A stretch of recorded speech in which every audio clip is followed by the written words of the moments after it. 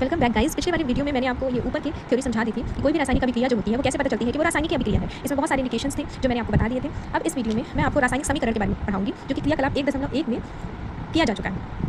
तो क्रियाकलाप 1.1 का विवरण जब ऑक्सीजन की उपस्थिति में मैग्नीशियम रिबन का दहन होता है तब मैग्नीशियम ऑक्साइड में परिवर्तित हो जाता है। तो मतलब ये है कि मैग्नीशियम, जैसे मैंने पिछले वाले वीडियो में भी ये चीज़ आपको बताई थी कि जो मैग्नीशियम होता है वो वायु में से जो ऑक्सीजन होता है उससे क्रिया करता है और ऑक्सीजन से क्रिया करके ये क्या बनाता है, मैग्नीशियम ऑक्साइड बनाता है। वाक्य के रूप में किसी रासायनिक अभिक्रिया का विवरण बहुत लंबा हो जाता है, इसे संक्षिप्त रूप से में भी लिखा जा सकता है। इसे शब्द समीकरण के रूप में लिखना सबसे सरलतम विधि है। अब जैसे मैं ये सारी चीज़ें बताऊंगी आपको कि मैग्नीशियम ऑक्सीजन के साथ क्रिया कर रहा है, फिर मैग्नीशियम ऑक्साइड बन रहा है, तो मैग्नीशियम और ऑक्सीजन को हम अभिकारक बोलेंगे और फिर मैग्नीशियम ऑक्साइड जो है वो जो हमारा बनेगा वो हमारा उत्पाद करेगी। ये सारी चीज़ें बहुत लंबी हो जाती हैं। तो अगर इस चीज़ को हम ऐसे शॉर्ट में लिखते हैं तो कैसे लिखते हैं, जैसे मैग्नीशियम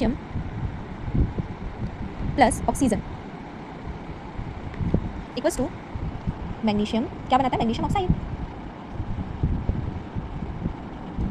ठीक है। अब हम जो आवर्त सारणी होती है हमारी, जो कि अभी 10th में इतनी ज़्यादा जरूरी नहीं है, लेकिन जब आप कभी बायो लेंगे तो बायो में बहुत ज़्यादा जरूरी होती है आवर्त सारणी, यानी पीरियोडिक टेबल में जितने भी सिंबल्स होते हैं एलिमेंट्स के वो हमें पता होने चाहिए। तो बेसिकली जो है मैग्नीशियम को किससे दर्शाया जाता है, Mg से, और ऑक्सीजन को O2 से दर्शाया जाता है। और O2 हमेशा O2 ही की फॉर्म में ही रहेगा, O के फॉर्म में नहीं होता। ठीक है। ये सारी चीज़ें आने वाली जो अगली क्लासेस है ना उसमें पढ़ेंगे। तो मैग्नीशियम ऑक्साइड जो है वो कैसे बनेगा, मैग्नीशियम और ऑक्सीजन दोनों के संयोग से बनेगा।